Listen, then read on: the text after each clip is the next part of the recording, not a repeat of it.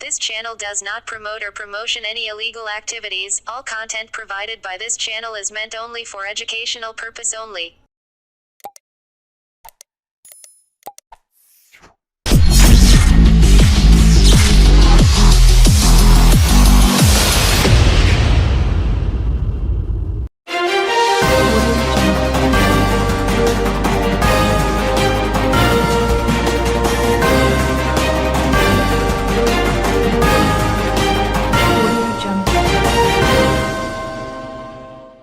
অশালীন বিধায়ক মহিলা পুরকর্মীর অভিযোগ নিয়ে অস্বস্তি শাসক দলে, চুপ তৃণমূলের বিধায়ক তুমি দূর হটো, চুঁচুড়ার নারীদের সম্মান বাঁচাও। বুধবার সকাল থেকেই হুগলির চুঁচুড়ার বিভিন্ন জায়গায় নজরে পড়েছে এই পোস্টার। কে বা কারা রাতের অন্ধকারে এই পোস্টার সাটিয়েছেন তা এখনও স্পষ্ট নয়। তবে এই পোস্টারকে কেন্দ্র করে উত্তেজনা ছড়িয়েছে জেলা জুড়ে। মঙ্গলবারই চুঁচুড়া পুরসভার এক মহিলা কর্মীর একটি ভিডিও ভাইরাল হয়, যদিও ওই ভিডিওর সত্যতা যাচাই করেননি আমার কলকাতা নিউজ। সেখানে তাকে এক বিধায়কের বিরুদ্ধে হেনস্থার অভিযোগ তুলতে শোনা গিয়েছে। যদিও সেই বিধায়ক চুঁচুড়ার কি না তা ওই ভিডিওয় তাকে বলতে শোনা যায়নি। প্রাক্তন বিজেপি সাংসদ লকেট চট্টোপাধ্যায়, বিজেপি নেতা সজল ঘোষেরা সেই ভিডিও সমাজমাধ্যমে পোস্ট করে সুর চড়াচ্ছেন তৃণমূলের বিরুদ্ধে। সজলের দাবি, মহিলার সমস্ত অভিযোগ চুঁচুড়ার তৃণমূল বিধায়ক অসিত মজুমদারের বিরুদ্ধে। তবে এ বিষয়ে এখনও পর্যন্ত চুপ অসিত। কোনো মন্তব্য করতে রাজি হননি চুঁচুড়ার তৃণমূল বিধায়ক। ভাইরাল হওয়া ওই ভিডিওয় একের পর এক প্রশ্নের জবাব দিতে দেখা গিয়েছে অভিযোগকারিণীকে। তার কথায়, মহিলাদের উনি, বিধায়ক, সম্মান করেন না। ওর মুখের ভাষা খুবই খারাপ। মহিলাদের কুকথা বলেন, ভিডিও কল এবং মেসেজ করেন মহিলাদের। উনি এখন ধিক্কার মিছিল করছেন শহরে, কিন্তু উনি তো মহিলাদের সম্মান দিতে জানেন না।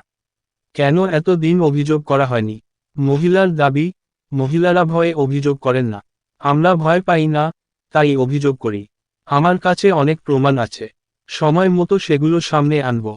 ভিডিওয়ে ওই মহিলাকে অসিতের নাম সরাসরি বলতে শোনা যায়নি, তবে বিধায়ক বলে বারবার উল্লেখ করেছেন তিনি। তার দাবি, 2016 সাল থেকে তিনি বিধায়কের বাড়িতে কাজ করছেন। পুরসভার কর্মী হওয়ার পরেও তাকে বিধায়কের বাড়িতে কাজ করতে হতো। শুধু তিনি একা নন, তার স্বামীও বিধায়কের টুকটাক লেখালেখির কাজ করে দিতেন। মহিলার অভিযোগ, পুরসভায় ঢুকতে দিতেন না বিধায়ক। পুরসভার হাজিরার খাতা সই করতে হতো বিধায়কের বাড়িতে। ব্যক্তিগত কাজ করাতেন, জুতো পরিষ্কার করাতেন, টেবিল মুছাতেন, চা দিতে হতো। ওই মহিলার দাবি, মাস 6 আগে বিধায়কের বাড়ির কাজ ছেড়ে দিয়েছেন তিনি। তার কথায়, আমি যতদিন নিজের সম্মান পেয়েছিলাম, ততদিন ওর সঙ্গে ছিলাম। যখন সম্মানহানি হলো, তখন বেরিয়ে এসেছি। যখন আমি ওর কুপ্রস্তাবে রাজি হইনি, তখনই আমায় চোর বদনাম দিয়ে তাড়িয়ে দিলেন। শুধু তিনি একা নন, অনেক মহিলাকেই নাকি কুপ্রস্তাব দিতেন ওই বিধায়ক, এমন অভিযোগ প্রকাশ্যে এসেছে। অভিযোগকারিনীর দাবি, আমার কাছে ভিডিও কলের চ্যাট আছে। তবে তিনি আশাবাদী দল ব্যবস্থা নেবে বিধায়কের বিরুদ্ধে। তার কথায়, আমি দলকে জানিয়েছি। অভিযোগকারিনীর দাবি, গত জুলাই মাসে ওই বিধায়কের বিরুদ্ধে নানা অভিযোগ জানিয়ে মুখ্যমন্ত্রী মমতা বন্দ্যোপাধ্যায়কে চিঠি লিখেছিলেন তিনি। সেখানে তোলাবাজি থেকে মহিলাদের সঙ্গে খারাপ আচরণের কথা উল্লেখ করেছিলেন। এবার তার প্রকাশ্যে মুখ খোলার ভিডিও ভাইরাল হয়েছে। সেই ভিডিও পোস্ট করে তৃণমূলকে নিশানা করতে শুরু করেছেন বিরোধীরা। লকেটের কথায়, এমন আর কত মহিলার সঙ্গে আপনি সেফ সাইড করতেন বিধায়ক বাবু? আপনি আবার নারী নির্যাতনের বিরুদ্ধে। হাস্যকর, রক্ষক যে নিজেই ধর্ষক, এটাই তৃণমূলের মেরুদণ্ড। সজলের সমাজমাধ্যমেও একই পোস্ট ঘুরছে। তবে এই অভিযোগ সম্পর্কে কোনো মন্তব্য করতে চাননি চুঁচুড়ার বিধায়ক। সম্পূর্ণ বিষয় প্রসঙ্গে হুগলি শ্রীরামপুর তৃণমূল কংগ্রেসের জেলার সম্পাদক আচ্ছালাল যাদব বলেন, সম্পূর্ণ বিষয় নিয়ে দল বিষয়টি খুঁটিয়ে দেখছে কি আছে না আছে। তথ্য প্রমাণ নিশ্চিতভাবে চায়। যে সমস্ত কথা নিয়ে যিনি অভিযোগ করছেন বা যারা করছেন তার মধ্যে লকেট চ্যাটার্জি ও সজল ঘোষের যে পোস্টটা, তারা মধ্যে একটু ফারাক হয়েছে। আরজিকর ঘটনা হওয়ার পর থেকে অনেকে দেখবেন বিভিন্ন রকম কথা তৃণমূল কংগ্রেসের কে বলার চেষ্টা শুরু করেছে, যাতে তৃণমূল কংগ্রেস যে কোনোভাবে দলকে মেলাইন করা যায়। আমি সম্মান নিয়ে বলছি, মাননীয় প্রাক্তন এমপি লকেট চট্টোপাধ্যায়কে যে রাজনীতি নিশ্চিতভাবে করতে হবে এটা আপনার ফিল্ড। কিন্তু রাজনীতি করতে করতে আপনার বাবা মায়ের অস্ত্রটা নিচে না চলে যায়, এটা সবসময় খেয়াল রাখতে হবে। আমার মনে হচ্ছে আজকের দিনে এই বিষয়গুলো যারা আজকের দিনে বলছে তারা আজ থেকে 6 মাস আগে বা 1 বছর বা 2 বছর আগে কেন বলেনি। আর ওইখানকার তিনি তো মাননীয় সংসদ ছিলেন 5 বছর, যখন উনি সাংসদ ছিলেন এটা টের পেলেন না। আমার মনে হচ্ছে উনি রাজনীতির জন্য রাজনীতির খুঁত খুঁজছেন। আর শুকনো ঘাসের প্যান্ডেল দেখেছেন তাতে আগুন লাগিয়ে দিয়ে একটুখানি কাজ করতে চাইছেন। প্র্যাকটিক্যালি তৃণমূল কংগ্রেসকে কোনোভাবেই মেলাইন করা যাবে না। দল আছে, দল নিশ্চিতভাবে বিচার করবে যে এর সত্যতা কি আছে, আর দল যাকে দোষী পাবে তার শাস্তি হবে। প্রকৃত দোষীকে তৃণমূল কংগ্রেস কোনোদিন প্রোটেক্ট করে না, আগামী দিনেও করবে না। সেই আবহেই এবার পোস্টার পড়ল চুঁচুড়া শহরে। এলাকাবাসীদের কথায়, ঘুম থেকে উঠেই দেখি পোস্টার পড়েছে।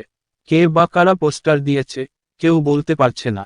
বিধায়কের নামে এভাবে পোস্টার পড়া খুবই খারাপ ব্যাপার। সম্পূর্ণ বিষয় প্রসঙ্গে বিরোধীরা বিধায়কের নামে সুর চড়িয়েছেন।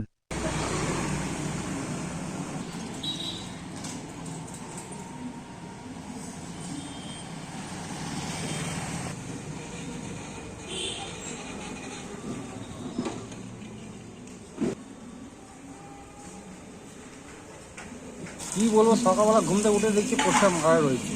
এবার কী দেখিনি, এবার কী বলবো, কার নামে দোষ দেবো বলুন। এখানকার লোকেরা কি বলছে? এখানে মানে অনেকে জানেই না ঘটনা। তারপরে এখন কি লুকিয়ে হয়তো কেউ করেছে হয়তো। কি বলবেন এরকমভাবে একটা পোস্টার? এটা তো বিচ্ছিরি ব্যাপার না দাদা, একটা বিধায়কের নামে একটা বিচ্ছিরি ব্যাপার না। এখানে দেখা যাচ্ছে একটা পোস্টার পড়েছে, কে বা কারা মেরেছে কিছু জানেন না, কি দেখলেন? আমি দেখেছি পরে কি পড়ে রয়েছে দেখলেন? পোস্টার। কার নামে পড়েছে কিছু দেখলেন? না কি সকালবেলায় দেখলেন নাকি এটা? না, আমি এখন দেখলাম, চা খেতে গেলাম দেখলাম। আপনাদের মহিলাদেরকে ঠিক সম্মান করে না, না, সম্মান করে না তো। ওনার মুখের ভাষা অত্যন্ত খারাপ। প্রথমত উনি মহিলাদের অনেক কুকত্ব ভাষা বলেন, এবং সবথেকে বড় কথা উনি মহিলাদের মেসেজ করেন, খারাপ মেসেজ করেন, ভিডিও কল করেন, এগুলো তো করেন উনি। উনি আজকে ভিক্ষার মিছিল করে বেড়াচ্ছেন গোটা চুঁচুড়া শহরে, অথচ উনিই তো মহিলাদের সম্মান দিতে জানেন না। তো এটাও তো একটা মহিলাদের ওপর মানে একটা অসম্মানজনক ঘটনা না? কিভাবে মহিলারা অভিযোগ করেন না? মহিলারা অভিযোগ করে না, অনেকে ভয়, আমরা ভয় পাই না তাই অভিযোগ করি। আমরা ভয় পাই, আমার কাছে অনেক এভিডেন্স আছে, আমি সময় মতো সেগুলো আনবো সামনে। একটা সময় তো দেখা যেত আপনি এমএলএ সাথে সবসময় থাকতেন, কিন্তু হঠাৎ করে আপনি এমএলএর বিরুদ্ধে কেন? আমার উপরেও আমি যতদিন সম্মান নিয়ে নিজের সম্মান পেয়েছিলাম ততদিন আমি ওনার কাছে ছিলাম। যেদিনকে আমার সম্মান হানি হলো সেদিন আমি বেরিয়ে এলাম। সম্মানহানি কি বিধায়কের হাত ধরেই হয়েছে? অবশ্যই বিধায়কের হাত ধরে হয়েছে, সেটা উনিও জানেন। যখন আমি ওনার কুপ্রস্তাবে রাজি হলাম না, তখন উনি আমাকে চোর বদনাম দিয়ে বাড়ি থেকে তাড়িয়ে দিলেন, তাই আমি বেরিয়ে চলে এলাম। আপনি একজন বিধায়কের নামে এরকম একটা অভিযোগ করেছেন। হ্যাঁ, বিধায়ক মানুষ, আমরাও মানুষ। হ্যাঁ, বিধায়ক মতো আমরাই বানিয়েছি, আমরাই তো তাকে বিধায়ক বানিয়েছি।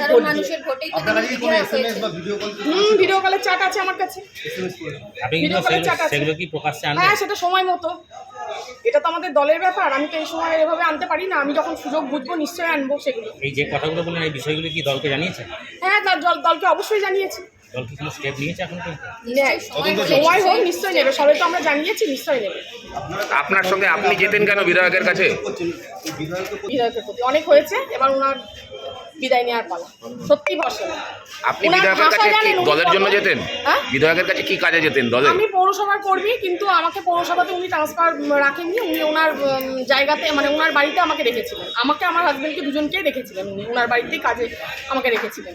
তারপর দীর্ঘদিন ওনার বাড়িতে কাজ করেছি, কিন্তু শেষমেশ ওনার প্রস্তাবে যেহেতু আমি রাজি হইনি, তখন আমাকে চোর মানে আমি বাড়ি থেকে যখন বেরিয়ে আসি আমাকে চোর বদনাম দিয়েছেন। আপনি পুরসভার কর্মী, ওনার বাড়িতে কি কাজ করতেন? সে তো উনি রেখেছিলেন, ওনাকেই জিজ্ঞেস করবেন। ওনার বাড়িতে ওই কন্যাশ্রী, রূপশ্রী, এইসব জিনিসগুলো যে উনি বিধানসভার কাজগুলো হতো সেগুলোই করতাম। উনি কি বেতন দিতেন না পুরসভা দিত? পৌরসভা আমাকে বেতন দিত। পৌরসভায় আপনি কি কাজ করেন? পৌরসভায় আমি ইয়েতে আছি, এখন স্কুলে রয়েছি, ওই নোনাপুকুরি স্কুলটায় আমি এখন ট্রান্সফার আছি। পৌরসভায় আগে আমি ছিলাম ইয়েতে, হেলথে ছিলাম, সেখান থেকেই ওনার বাড়িতে নিয়ে গেছিল। আমাকে তো পৌরসভায় আগে ঢুকতেই দেওয়া হতো না, আমাকে তো খাতা পর্যন্ত ওখানে নিয়ে গিয়ে সই করানো হতো। মানে ওনার বাড়িতে আমি খাতা পর্যন্ত সই করেছি, পৌরসভাতে আমাকে ঢুকতেই দেওয়া হতো না। পৌরসভার খাতা, পৌরসভার উপস্থিতি খাতা বিধায়কের বাড়িতে পৌঁছে যেত। বিধায়কের বাড়ি থেকে আমি সই করেছি। পৌরসভায় কারা ঢুকতে দিত না? পৌরসভায় উনি আমাকে ঢুকতে দিতেন না, মানে পৌরসভায় তোমার যা চলবে না, তুমি এখানেই সই করবে, এখান থেকেই তোমার মাইনে পৌরসভায় ঢুকে যাবে। ভিপ ছিল এটা? হ্যাঁ, ওনার ভিপ ছিল। হ্যাঁ, আমি তো সইও করেছি। তারপর আস্তে আস্তে আমি নিজেই পৌরসভায় ঢোকার চেষ্টা করলাম। মানে আমাকে ওনার বাড়িতেই একদমই রাখার মানে চেষ্টা হয়েছিল, যাতে পৌরসভায় আমি কাজ করি এটা যেন হয়তো কেউ বোঝে না বা কিছু, এরকম হয়তো কিছু প্ল্যান ছিল ওনার। কিন্তু আমি সবসময় বলেছি যে পৌরসভায় আমার ডিউটি দেওয়া হোক, কারণ আমারও তো অনেক মাইনেপত্র কাটা যেত, এগুলো তো পৌরসভায় ডিউটি না করলে পরে তো সেটা হবেই স্বাভাবিক। আপনি ওনার বাড়িতে বসে কি পুরসভার কাজ করতেন না ওনার ব্যক্তিগত কোনো কাজ করতাম? যদিও কাজ করতেন? হ্যাঁ, আমাকে দিয়ে টেবিল পরিষ্কার করাতো, আমাকে দিয়ে নিজের জুতো পরিষ্কার করাতো, এগুলোও করাতো, চা দেওয়া তো লক্ষ্মী এগুলোও করাতো, কন্যাশ্রী রূপশ্রী এগুলোও করাতো, এগুলো করাতো তো আমাকে।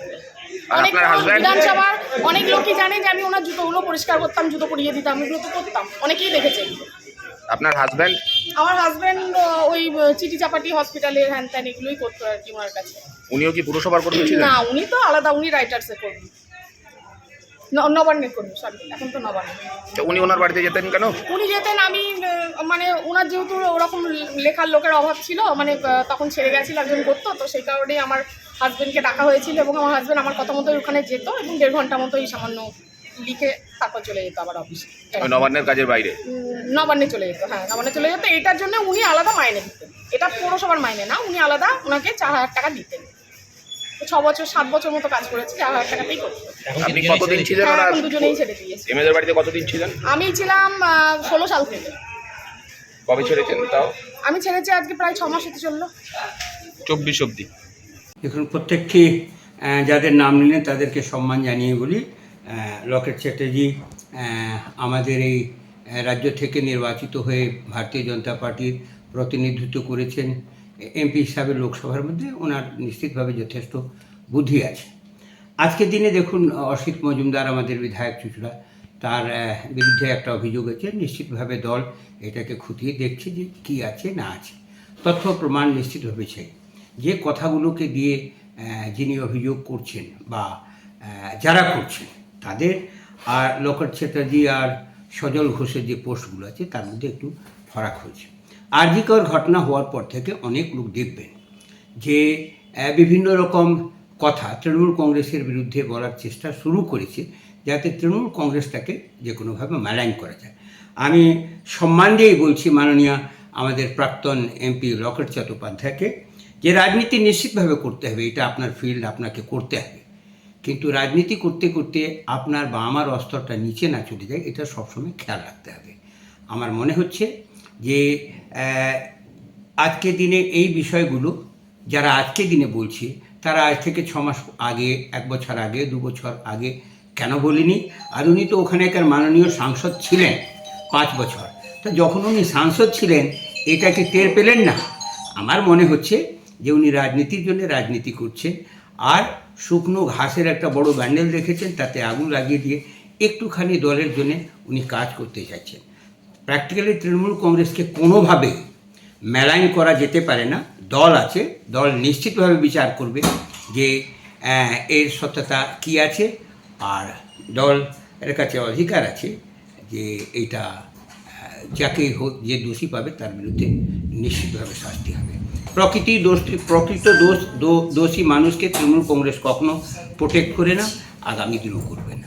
যে এই ধরনের তারা বিধায়ক বা বিভিন্ন ধরনের যারা কাজে থাকছেন, তৃণমূলের যারা রয়েছেন, তাদের আসল চরিত্রটা কী আছে। আমি আগেও এই নিয়ে অনেকবার তাকে নিয়ে বলেছিলাম এবং অনেকবার আমার কাছে সেটা কমপ্লেন এসেছিল, এবং আমি সেটা নিয়ে বলি যে রক্ষক সেই ভক্ত।